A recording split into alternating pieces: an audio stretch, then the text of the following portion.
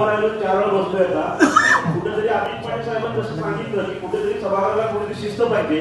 नक्की जी पहिली जेबी आहे त्यामुळे आम्ही मान्य करतो. पुढच्या जेबीला सर्वसामान्य गोरगरीब कुटुंबातून लोकप्रतिनिधी बरेच या ठिकाणी आलेले आहेत आणि प्रस्तावित लोकांना प्रस्तावित घरातून बरेच लोक आलेले आहेत.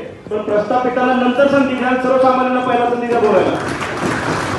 या ठिकाणी हा अन्याय नव्हता, कारण सर्वसामान्य जे काही पदाधिकारी या ठिकाणी बसलेले आहेत यांचा आवाज तुम्ही दाबण्याचा प्रयत्न होतोय, तो आपण या ठिकाणी करू नका. सन्माननीय या ठिकाणी सभागृह असेल, सभागृहाचे अध्यक्ष, उपाध्यक्ष आणि सर्व प्रशासकीय अधिकारी, मुख्य कार्यकारी अधिकारी असतील, आपल्या सर्वच पंचायत समितीचे सभापती असतील, यांना एक पुरस्कार द्या. 2 मिनिटं जरा या माईक वाल्यांना पुरस्कार द्या. आत्ताच जरा सरकार करा त्यांचा पुन्हा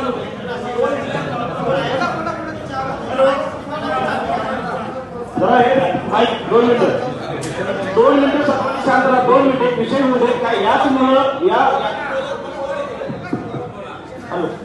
सर्व सभागृहाचे अध्यक्ष असतील, उपाध्यक्ष, सर्व पंचायत समितीचे सभापती आणि आजच विशेष समितीवरती निवड झालेले सर्व समितीचे सदस्य असतील, सर्व सभापती महोदय असतील, त्या सर्वांचं मी मनापासून आज अभिनंदन करतो. तसंच येणाऱ्या काळामध्ये चांगली सेवा आपल्याकडून या ठिकाणी व्हावी यासाठी मी स्वतः आपल्या सर्वांना या ठिकाणी शुभेच्छाही देतो.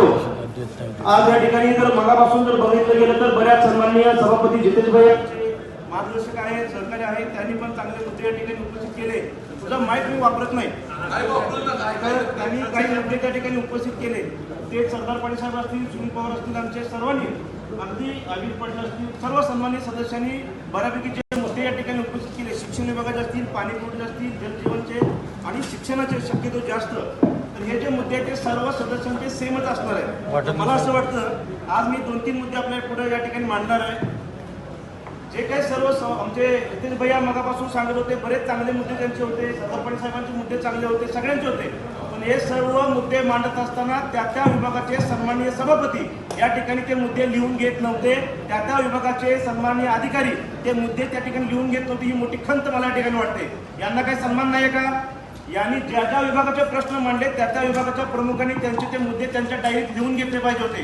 ते लिहून घेतले नाही, ते मोबाईलवर खेळताना मी बघितलेलं आहे. दुसरी गोष्ट, 2 मिनिटं या ठिकाणी जसं आता आरोग्याचा मुद्दा या ठिकाणी आमच्या सरदार पाटील साहेबांनी उपस्थित केला, तो सर्वांसाठी महत्वाचा आहे. त्याचं उत्तर येणाऱ्या जेबीच्या अगोदर आपण या ठिकाणी वेगळी मिटिंग लावून देतो म्हणतात, ते उत्तर त्या ठिकाणी द्यावं. सोबत मला अजून एक सांगायचं आहे, मी भोसे जिल्हा परिषद गटातून येतोय, तर भोसेची जी PSC आहे साहेब, ती PSC अगदी नागपूर रत्नागिरी हायवे जो नवीन झालेला आहे 2-3 वर्षापूर्वी त्याच्या लगत आहे आणि त्याच्यामध्ये जवळपास 10 गुंठे जागा ही भूसंपादित झाली. त्याच्यामुळे हॉस्पिटलच्या अगदी समोर गेटवरती गेट सगळं गेलेलं आहे, कंपाऊंड निघून गेलेलं आहे, अगदी गेटच्या समोरून तो हायवे सर्व्हिस रोड गेलाय. तर त्याचे जे पैसे आहेत भूसंपादनाचे ते NHI कडून नाहीकडून अजून आलेले नाही आहेत आणि 2-3 वर्ष झालं जर आपण पाठपुरावा देत नसतील तर जिल्हा परिषदचं सगळ्यात मोठे फेल्युअर आहे. तर आपण हे पैसे त्या ठिकाणी त्या PSC ला मिळवून लवकरात लवकर द्यावेत. त्या जागेचे पदसिद्ध जे जागेचे अध्यक्ष आहेत ते जिल्हा परिषद अध्यक्ष आहेत. त्यामुळे अध्यक्ष महोदय, तुम्हाला माझी विनंती आहे की आपण लवकरात लवकर याच्यामध्ये लक्ष घालून भोसेच्या PSCचे जे काही भूसंपादनाचे पैसे 2-2.5 वर्षापासून रखडले ते लवकरात लवकर आपण आपल्या माध्यमातून आपण उपलब्ध करून द्यावेत, ही एक आपल्याला विनंती आहे. सोबत मूळ सजेवरती जे काय सर्व अधिकारी आहेत, प्रशासकीय अधिकारी, जरा जयराज पण 2 मिनिटं, जे मूळ सजेवरती प्रशासकीय ग्रामसेवक असतील, तलाठी असतील, व्हॉटेवर सगळे, मी कोणाला एकाला टार्गेट करत नाही शिवसाहेब, अध्यक्ष महोदय, मूळ सजेवरती जे कर्मचारी या ठिकाणी अधिकारी लोक कामावरती पाहिजे तिथं नाहीये, तर ते दुसरीकडे ॲडिशनल गाव दिले म्हणून सांगतात. त्याच्यात ग्रामसेवक असतील, तलाठी असतील, व्हॉटेवर, तर ते वेगवेगळ्या गावामध्ये आम्ही आहे. म्हणजे मी समजा जर आज भोश्यातला आहे, मी जर फोन केला तलाट्यांना किंवा ग्रामसेवकांना तर ते सांगतात की मी या गावात आहे.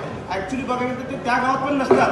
त्यामुळं मूळ सजेवरती जिथं ते अधिकारी आहेत ते तुम्ही आम्हाला सांगा, त्यांचा पगार कुठल्या गावातून निघतो. ग्रामसेवक समजा जर भोसेचे असतील तर तो भोसेतून पगार त्यांचा म्हणजे भोसे गावातून निघायला पाहिजे. तर ते सजेवरचे अधिकारी त्याच्या गावात दिसून येत नाही, तर सर्वसामान्य गोरगरीब कुटुंबातल्या लोकांच्या समस्या सगळ्यात जास्त ग्रामपंचायतीत तलाठी कार्यालयात आहेत. त्यामुळे ते जर अधिकारी व्यवस्थित उत्तर देत नसतील तर हे सर्वसामान्यांच्या खऱ्या तर मोठा अन्याय आहे, तो लवकरात लवकर कुंकून करावा. त्याबरोबर शिक्षण विभागावरती बऱ्याच जणांनी सांगितलं, शिवसाहेब आपले जे तत्कालीन CEO होते जितेंद्र डोडी साहेब यांच्या संकल्पनेतून त्यांची संकल्पना महाराष्ट्रभर राबते. तर जी काही मॉडेल स्कूलची संकल्पना असेल राबवतोय आपण, भरमसाठ पैसा पण शिक्षणावरती खर्च करतोय, बिल्डिंग मोठमोठ्या उभा करतोय, सगळं मान्य आहे, बिल्डिंग ही चांगली पाहिजे, स्ट्रक्चर आधुनिक जे काय आता डिजिटल दुनियाला सगळं पाहिजे मान्य आहे, पण हे सगळं कधी पाहिजे जर आपल्या शाळेत तिथे शिक्षक असले तर पाहिजे ना.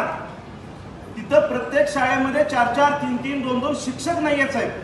आणि काय व्हायला लागलं की खाजगी शाळेवरती मुलं पाठवतात जास्त पालक. त्याचं सगळ्यात मोठं कारण आहे की आपल्या जिल्हा परिषद शाळेमध्ये शिक्षक नाही आहेत, शिक्षक कमी आहेत. आणि अभिमानाची गोष्ट आहे की आपले मुख्य कार्यकारी अधिकारी माननीय विशाल नरवडे साहेब जिल्हा परिषद शाळेमध्ये शिकलेले आहेत. ती एक आपल्या सर्वांसाठी अभिमानाची गोष्ट आहे. त्यामुळे नक्की साहेब आपण याच्यातून चांगला मार्ग काढावा आणि जिल्हा परिषद शाळेला आपण वैयक्तिकरित्या त्या विभागाच्या अधिकाऱ्यांना सांगून आम्हाला जिल्हा परिषद सदस्यांना घेऊन त्या विभागातल्या सर्व शाळांना व्हिजिट देऊन त्या शाळेच्या गुणवत्ता वाढीच्या माध्यमातून जे काय लागणार आहे गुणवत्ता वाढीसाठी त्यासाठी सगळ्या गोष्टी आपण त्या ठिकाणी नोट करून घ्याव्यात. पुढच्या जर्नीमध्ये सविस्तर चर्चा आणि उत्तर त्या ठिकाणी मिळावीत.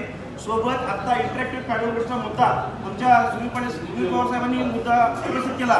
खऱ्या अर्थानं जिल्हा परिषद जो काय आमचा गट आहे भोसे गट, त्याच्यातल्या प्रत्येक गावामध्ये साहेब जिल्हा परिषदच्या शाळेमध्ये गोरगरिबांची मुलं शिकतात. त्यामुळं मी स्वतः स्वखर्चातून 75 इंची बेनक्यू कंपनीचे ब्रँडेड इंटरॅक्टिव्ह पॅनल बोर्ड माझ्या जिल्हा परिषद शाळेमध्ये सगळ्या दिलेले आहेत. आणि आज मला हे कळतंय की जवळपास 3,30,000 एका पॅनलची किंमत आपण जिल्हा परिषदेने लावलेली आहे.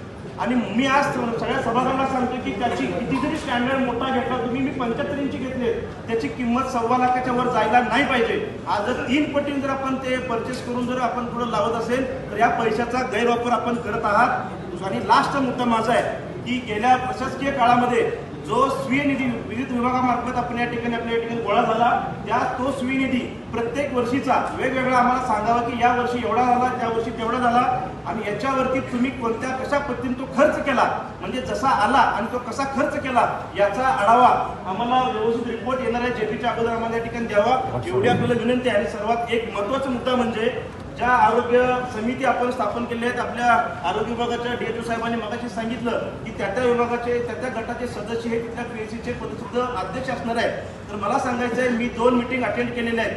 तर त्या जन आरोग्य समितीमध्ये अध्यक्ष जरी आम्ही असलो तर आमचा त्या ठिकाणी तुम्ही आम्हाला योग्य तो न्याय त्या ठिकाणी देत नाही. जिल्हा परिषद माध्यमातून शिवसाहेब तुम्हाला माझी विनंती आहे की पंचायत समितीचे काही अधिकारी आहेत पाणी पुरवठ्याचे, स्वच्छतेचे आणि बांधकामाचे, हे त्या समितीचे सदस्य असतात. हे आम्ही कागदावर बघितलेलं आहे. आम्ही नवीन सदस्य आहे, पण ते पंचायत समितीचे जे काय रिप्रेझेंटेटिव्ह आहेत त्या विभागाचे ते जन आरोग्य समितीला येत नाहीत. त्याच्यामुळे तिथले आम्ही स्वच्छता, पाण्याचे आणि ज्या काही त्यांच्या गोष्टी आहेत बांधकामाच्या त्या आम्ही कोणाला सांगायच्या, तर त्या समितीचे तिकडे सदस्य पंचायत समिती रिप्रेझेंटेटिव्ह येणाऱ्या जन आरोग्य समितीमध्ये आपण त्या ठिकाणी पाठवावे. आणि माझी सर्वांना एकच विनंती आहे की आपण ज्या प्रकारचं सभागृह चालू आहे सगळ्यांचा अभिनंदनाचा प्रस्ताव या ठिकाणी मांडला. नक्कीच येणाऱ्या काळामध्ये आपण सत्तेवरती आहात अध्यक्ष उपाध्यक्ष महोदय आणि सर्व सभापती महोदय, आम्ही या ठिकाणी विरोधामध्ये जरी बसलो असलो तर आमचं सर्व समावेशक आमचं सगळं चांगल्या पद्धतीचं सहकार्य आपल्याला असेल. माझी एक आपल्याला विनंती आहे की भारतीय जनता पार्टीचा गटनेता म्हणून की येणाऱ्या काळामध्ये आपण सुद्धा त्या सत्तेचा चांगला वापर करून आमच्यावर कोणत्याही प्रकारचा अन्याय त्या ठिकाणी होणार नाही. आणि आम्हा सर्वांना तुमच्या सत्ताधारी पक्षातले जे काही आपले सदस्य आहेत या सर्वांच्या सोबत आम्हाला सुद्धा चांगल्या पद्धतीचा न्याय आणि कोणत्याही प्रकारचा अन्याय या ठिकाणी होणार नाही, चांगला न्याय आपण द्या ही एक अपेक्षा व्यक्त करतो. सांगतो. धन्यवाद.